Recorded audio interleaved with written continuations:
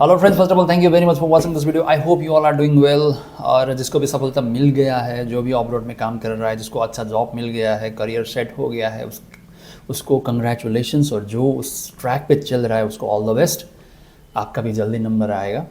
और चाहे आप जॉब आपको मिले या आप जॉब के लिए ट्राई कर रहे हो, करना तो जहाँ पे भी स्ट्रगल है। आफ्टर जॉब भी करना तो स्ट्रगल ही है, और जॉब मिलने तक भी करना स्ट्रगल ही है। तो लाइफ ही है, continue till death. After death no one knows. उसके लिए फिर फिलोसॉफी पे जाना पड़ेगा। लेकिन अगर प्रैक्टिकली देखें तो उसके बाद क्या है, no one knows. But end of the जब तक बॉडी है तब तक तो करना ही है स्ट्रगल। एनीवे, एक शायरी के साथ मैं आज का वीडियो स्टार्ट करता हूँ। और आज का जो वीडियो है इसी टॉपिक से रिलेटेड है। और जो अपकमिंग इंटरव्यूज़ है मैं आपको last and of the video में बताता हूँ। और इसमें थोड़ा सा डिफरेंट मैंने एक टॉपिक लेके आया हूँ। ऊंचे ख्वाबों के लिए, गौर से सुनना, ऊंचे ख्वाबों के लिए दिल की गहराई से, ऊंचे ख्वाबों के लिए दिल की गहराई से मेहनत करना पड़ता है। ऊंचे ख्वाबों के लिए दिल की गहराई से मेहनत करना पड़ता है। यूं ही नहीं मिलती सफलता, यूं ही नहीं मिलती सफलता। मेहनत की आग में दिन रात जलना पड़ता है। इसी के साथ मैं आज का वीडियो शुरू करता हूँ। आज एक इंटरव्यू था, ओके। और आज संडे है, तो संडे के दिन मैं रिकॉर्ड करके वीडियो संडे के दिन ही अपलोड कर रहा हूँ। तो ऑफिस क्लोज है, I am only the one जो ऑफिस में बैठ के आज वीडियो बना रहा है। एनीवे, तो एक वीडियो इंटरव्यू था किसी का सुपरवाइज़र के लिए, ओके। और उनका क्या हो गया प्रॉब्लम कि नेट का जो है इश्यूज़ आया था, क्योंकि वो घर से कर रहा था। आज ऑफिस बंद था, वो ऑफिस नहीं आ पाया, तो घर से इंटरव्यू कर रहा था। उनका थोड़ा सा नेट का इश्यूज़ हो गया, तो कंपनी ने बोला कि उनको एक इंट्रोडक्शन वीडियो भेजने के लिए बोलो। तो मैं उनको बोला भी इंट्रोडक्शन वीडियो भेजो। इंट्रोडक्शन वीडियो फर्स्ट टाइम जो भेजा, मैं चेक करके फिर उसको रेक्टिफाई करके मैं उनको भेजा कि इसमें थोड़ा सा आप ये ऐड करके, और थोड़ा सा जो आपका इंग्लिश है उसमें थोड़ा सा ये आप ऐड करो, थोड़ा सा इस टोन पे आप करो और मेरे को वीडियो भेजो। 1 घंटा हो गया, 2 घंटा हो गया, 3 घंटा हो गया, वीडियो आया नहीं। मैं सोचा प्रैक्टिस कर रहा होगा, अच्छा बढ़िया सा वीडियो आएगा। तो 3 घंटा बाद, आफ्टर 3 आवर्स, मैंने फ़ोन किया कल बैक उनको कि क्या हुआ आपका वीडियो, अभी तक आया नहीं है। तो आंसर आता कि मैं थोड़ा सा बिजी था डोमेस्टिक वर्क में, घर का ही काम में उलझ गया था, मैं अब थोड़ी देर में बनाता हूँ video, okay.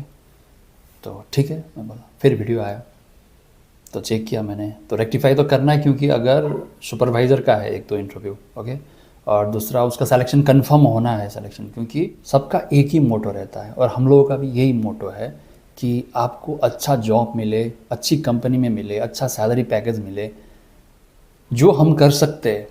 We are not selling job, ये क्लियर कंसेप्ट। आप जो भी न्यू कमर्स है, ठीक है, वो दिमाग में थोड़ा सा रख लो कि अभी ग्रेजुएट किया हुआ है, या अभी होटल मैनेजमेंट का डिग्री लिया हुआ, अभी ITI ख़त्म करके आया हुआ है, ठीक है, अभी फ्रेश एकदम फ्रेशनेस है, जिसको इंडस्ट्री के बारे में कुछ पता नहीं है, ठीक है, जिसको नौकरी का कोई एक्सपीरियंस भी नहीं है, अभी ताज़ा है। तो थोड़ा कान खोल के और दिमाग को खोल के थोड़ा ये बात रख लो कि कोई भी कंसल्टेंसी या कोई भी मैन पावर आपके लिए जो भी जॉब दे रहा है, we are not selling jobs, we are only selling service. जो आपको काम चाहिए होता है वो काम हम आप तक ला दे, और जो रिक्वायरमेंट है उस हिसाब से आपको वहाँ तक पहुँचा दे। यही एक कंसल्टेंट का, यही एक मैन पावर इंडस्ट्री का, यही एक ह्यूमन रिसोर्स मैनेजमेंट का, यही एक करियर काउंसलिंग का काम होता है, ठीक है। लेकिन उसके हिसाब से भी तो आपको चलना है ना, ठीक है। तो when you are going for interview, तो उसके लिए तो आपको प्रिपरेशन करना है। आपको ड्रेसिंग से लेके आपको जो भी वहाँ पे बोलना है, इंटरव्यूअर क्या पूछेगा, आपको कौन सा सब्जेक्ट के ऊपर आपको पूछेगा, उसके लिए प्रिपरेशन बिना तो आप तो कैसे क्रैक कर पाओगे? पॉसिबल ही नहीं है ना। अगर आपको आइडिया नहीं है तो आप आके काउंसलर से बात करके ले लो आइडिया कि कैसे क्रैक करना है। आप लोग ईजी, जो न्यू कमर्स स्पेशली समझते हैं कि जाना है वहाँ पे पैसा देना है। हम जैसे कि यहाँ पे आता है ऑफिस में इंक्वायरी की, हमें ग्रेजुएट अभी भी ख़त्म किया है, हमें अब्रॉड जाना है काम करने के लिए, वही 50-60 हज़ार तक का नौकरी मिल जाएगा। मेरे 50-60 हज़ार का नौकरी, ग्रेजुएट अभी भी ख़त्म किया हुआ है, मिल तो जाएगा। लेकिन वहाँ से जो भी डिमांड आएगा, जो भी रिक्वायरमेंट आएगा, उसके हिसाब से सिर्फ अगर आपका इंग्लिश ठीक ठाक है और उसी के बेस पे अगर कोई जॉब मिल रहा है, जैसे कि हम लोग सिक्योरिटी गार्ड में भेजते हैं, लेकिन हाइट चाहिए उसके लिए, वेट चाहिए उसके लिए, ठीक है, तो वो मिल जाएगा।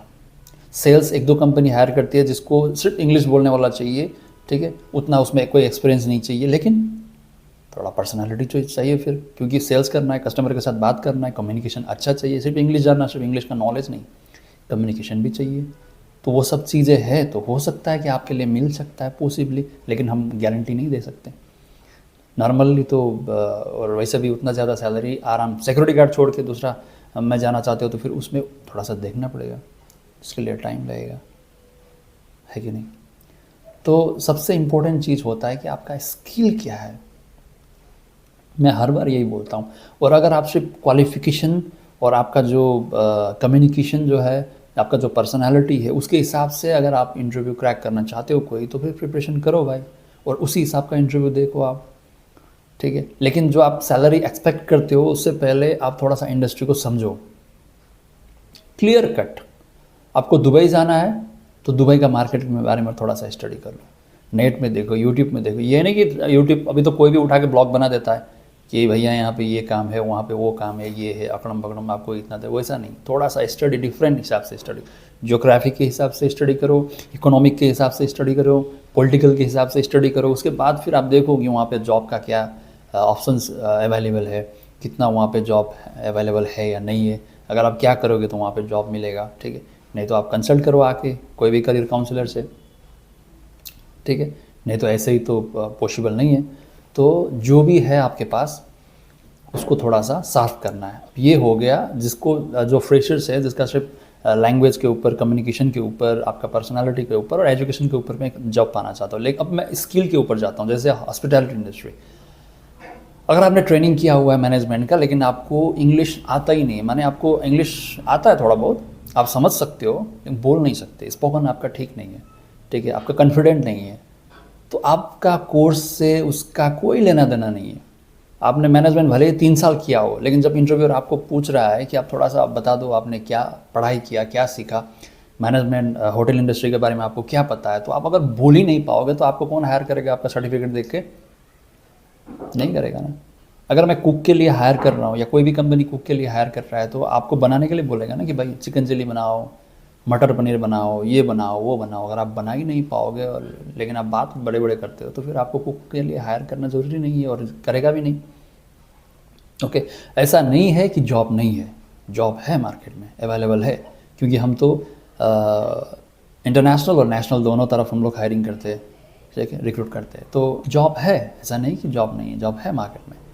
लेकिन आपका जो स्किल है, आपका जो क्वालिफिकेशन है, ठीक है, आपने जो भी ट्रेनिंग किया उससे मैचिंग है कि नहीं, ठीक है, उस हिसाब से फिर आपको देखना होगा। दूसरा चीज़, सिर्फ जाके एजेंसी को पैसा देने से जॉब नहीं मिलता है, ये चीज़ क्लियर कट आप कंसेप्ट क्लियर कर लो। जो भी कोई भी हो, मैन पावर इंडस्ट्री, आपसे कोई भी पैसा लेता है तो कॉस्टिंग का लेता है, ठीक है, आपका टिकट का कॉस्टिंग का लेता है, आपको कोई ट्रेनिंग दे रहा है उसका कॉस्टिंग लेता है, इंटरव्यू अरेंजमेंट करता है उसका कॉस्टिंग का लेता है, ठीक है, वो सारी चीज़ें का कॉस्टिंग आपसे ले सकता है। लेकिन जॉब का जो है, जॉब का कोई कॉस्टिंग नहीं होता, कॉस्टिंग आता है वीज़ा का, ठीक है। पहले तो कंपनी खुद फाइनेंस करता था, अभी तो धीरे धीरे कंपनी फाइनेंस करना बंद कर दिया, क्योंकि ओवर स्टे वगैरह है, वहाँ पे जाके कोई काम छोड़ के 2 महीने में चला जाता है, भाग जाता है, या दूसरा कंपनी में चला जाता है, वहाँ पे एनओसी का चक्कर रहता है, और वीज़ा इतना खर्चा करके कंपनी लेके गया, फिर वो सारी चीज़ें रहता है। इसलिए पहले जैसा अब हर कोई कंपनी स्टाफ के ऊपर इन्वेस्टमेंट नहीं करता है, खर्चा करना नहीं चाहता है। खुद खर्चा करके आओ, अभी तो और आसान हो गया, विजिट वीज़ा पे आओ, इंटरव्यू बैठो, ठीक है तो ले ले, नहीं तो जाओ, ठीक है। उतना दूसरा कंट्री में वीज़ा का प्रोसीड्यूर कंप्लीट करके फिर वहाँ से लाना, ये सारी चीज़ें अभी तो धीरे धीरे कम हो रहा है। सेल्स इंडस्ट्री में बोलते हैं, जब आप उसको एक्सप्लेन कर सकते हो कस्टमर को, तो ही कस्टमर खरीदेगा। एक्सप्लेन नहीं कर सकते तो फिर कस्टमर कैसे खरीदेगा? क्योंकि कस्टमर को पता ही नहीं है ना। जैसे मैं एक सिस्टम खरीदने जाऊँ और जब वो दुकान वाला मेरे को बताएगा नहीं, कॉन्फिडेंट में लाएगा नहीं कि ये मेरे लिए सही है, तो मैं क्यों खरीदूँगा? नहीं खरीदूँगा, है कि नहीं। तो इंटरव्यू जो होता है वो अपने आप को भेजना होता है, या अपने बारे में उसको इतना कॉन्फिडेंट में लाना होता है कि येस आई कैन डू, जो आप मेरे को जॉब दे रहे हो, जो आप मेरे को वर्क दोगे, वो सब मैं परफेक्टली करके आपको दूंगा। बस ये कॉन्फिडेंट और ये गारंटी चाहिए ना इंटरव्यूअर को, बस। बाकी क्या है? तो उसके लिए कम्युनिकेशन लेवल तो चाहिए, है कि नहीं। आपको तो बोलना पड़ेगा, बताना तो पड़ेगा भाई आता क्या है। अगर आप इलेक्ट्रिशियन भी हो, अगर ज़्यादा सैलरी चाहिए तो आपको बढ़िया से बताना पड़ेगा आपको जो जो काम आता है, ठीक है। नहीं तो थोड़ा सैलरी में फिर जाना पड़ेगा, काम करना पड़ेगा, तो अपग्रेड करना पड़ेगा अगर ज़्यादा सैलरी चाहिए तो। सिर्फ जाके आपने ग्रेजुएशन किया है, मास्टर्स किया है, उसके दम पे आके फिर हमें बढ़िया सा नौकरी चाहिए, बढ़िया सैलरी में जाना है, ऐसा करके कहीं पे भी आप फंसने वाला काम मत करो। मैं तो सीधा क्लियर कट बता देता हूँ डायरेक्ट कैंडिडेट को, और ऑफिस में भी हम लोगों का क्लियर होता है। ऐसा नहीं कि कोई रॉन्ग कमिटमेंट दूँ आपको और बोल दूँ कि आपको मिल जाएगा, हो जाएगा, नहीं। आप हो, आपके पास स्किल है तो हम आपके लिए ढूंढते हैं जॉब, ठीक है। अगर रिक्वायरमेंट नहीं भी होता है हमारे पास, तो भी हम कंपनीज़ को कॉल करके या मैन पावर एजेंसीज से बात करके कुछ भी करके रिक्वायरमेंट निकालने का हम लोग कोशिश करते हैं, आपके लिए करेंगे। लेकिन ये नहीं कि रॉन्ग कमिटमेंट, ऐसा होगा वैसा होगा, ये बेकार की चीज़ है, ठीक है। उसके लिए आपको करना पड़ेगा, तभी जाके होगा, ओके। और अनदर थिंग इज़ 28 को हम लोगों का फिर रिक्रूटमेंट कैंप है, 28 तारीख को सिक्योरिटी गार्ड के लिए कंटिन्यू। और वायर हाउस के लिए मैंने last time I think video बनाया या नहीं बनाया था शायद, मैं भूल गया। लेकिन वायर हाउस करके एक है जो इसी कंपनी के लिए हम लोग हायरिंग करते थे पहले, लेकिन 2-3 साल बाद नहीं आया उसका वैकेंसी, एक भी वैकेंसी नहीं आया। तो रिसेंटली आया था और वीज़ा भी उनका आना शुरू हो गया है, ठीक है। सैलरी कम है, लेकिन अगर आपके पास क्वालिफिकेशन कम है, थोड़ा बहुत आपको इंग्लिश आता है, इंग्लिश देखो इंग्लिश तो आना ही पड़ेगा क्योंकि आपको बोलना है ना, ठीक है। तो इंग्लिश लेवल के हिसाब से हम लोगों का 2+ आई थिंक 2+ है। तो आप बेसिक क्लास 10 पास किए हो या ECR भी हो, लेकिन इंग्लिश ICSE बेस्ड आपका है, तो आप CBSE ICSE बेस्ड हो तो you can crack. Age 21 to 35-36 hardly try करो, उससे ऊपर 1000 दिरहम सैलरी में जाने का कोई फ़ायदा नहीं। लेकिन अगर आपका अभी 21, 22, 23 या इवन 24 भी है, 24, 25 भी है, 26 भी है, और अब अभी स्टार्ट कर रहे हो करियर के लिए, तो भाई चले जाओ। एटलीस्ट 2 साल में आप सिस्टम सीख जाओगे, इंग्लिश थोड़ा आपको बोलना आ जाएगा, अरबिक सीख जाओगे, तो उसके बाद जो भी आप कर सकते हो वहाँ पे करो, क्योंकि यहाँ पे बैठे बैठे तो जो भी सीखा है वो भी भूल जाना है, ठीक है। तो वो उसका भी है 28 को। सिक्योरिटी गार्ड का तो है ही ऑलरेडी, जो ऑलरेडी हम लोग करते हैं। सिक्योरिटी गार्ड का हम लोग ज़्यादातर इंटरव्यू सिक्योरिटी गार्ड का ही करते हैं, क्योंकि इसमें ज़्यादा सैलरी है, कंपनी अच्छा है, प्रॉब्लम्स कम है, और सैलरी भी ज़्यादा, और फ्रेशर्स के लिए एक अपॉर्चुनिटी भी है। आप लोग सेल्स में जाते हो तो 1500 दिरहम ही मिलता है सेल्स में, ठीक है। और अपॉर्चुनिटी बहुत कम है सेल्स के लिए, आप सिर्फ सेल्स ही कर पाओगे। उसके बाद 5 साल 6 साल के बाद ही आप या आपको सुपरवाइज़र वगैरह या मैनेजर वगैरह जो भी एक पोजीशन होता है वो आपको देने का चांसेस रहता है, लेकिन बहुत कम रहता है। किसी किसी कंपनी में तो 5 साल 6 साल ऐसे सेल्स में ही करके 1500 में करके वापस कैंडिडेट आ जाता है, और सिक्योरिटी गार्ड के लिए फिर इंटरव्यू बैठ के जाता है। तो मैं तो क्लियर बताता हूँ कि आप थोड़ा सा ज़्यादा पैसा कमाओ 2 साल तक, उसके बाद देखो फिर क्या करना है, ठीक है। अगर आप CCTV में घुसना है या PSBD में जाना है या नहीं सिक्योरिटी में ही कुछ करना है, तो फिर उसकी स्टडी करना है। सिक्योरिटी बहुत बड़ा फील्ड है। सिक्योरिटी माने जाके फिर आगे खड़ा रहना है, सिर्फ यही नहीं है, बहुत बड़ा फील्ड है सिक्योरिटी। आप फायर एंड सेफ्टी में जा सकते हो, लेकिन हाँ अपग्रेड करना पड़ेगा, अपने आप को अपडेट करना पड़ेगा। अपडेट नहीं करोगे तो आपका तो फ़ोन भी चलना बंद हो जाएगा। तो अपग्रेड एकदम इम्पॉर्टेंट है, ठीक है। तो यही चीज़ है, इस वीडियो का मेन मोटिव यही है कि भाई सिर्फ रेज्यूम, जो एक रेज्यूम का फॉर्मेट मिलता है उस पर सिर्फ आपको डिटेल्स डालना इम्पोर्टेंट नहीं है। आपको इंटरव्यू में आपको उसको जो भी आपने लिखा हुआ है रेज्यूम में, और जो भी आपके पास एक्सपीरियंस उसको बताना भी ज़रूरी है, ओके। और ऐसे बताइए कि आगे वाला जो है एकदम आपसे खुश हो जाए और आपको सिलेक्शन कर दे, ठीक है।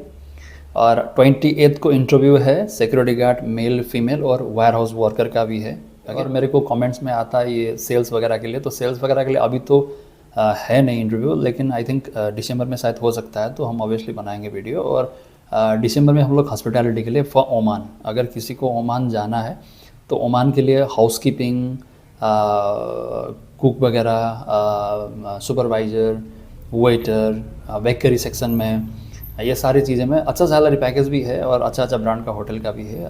जल्दी हम लोग अनाउंस करेंगे, I think December first week में हम लोग इंटरव्यू भी कंडक्ट कर लेंगे, और सैलरी भी अच्छा ही है। और 28 को इंटरव्यू है सिक्योरिटी गार्ड के लिए और वायर हाउस के लिए। सैलरी 51,000 है सिक्योरिटी गार्ड का, ओके।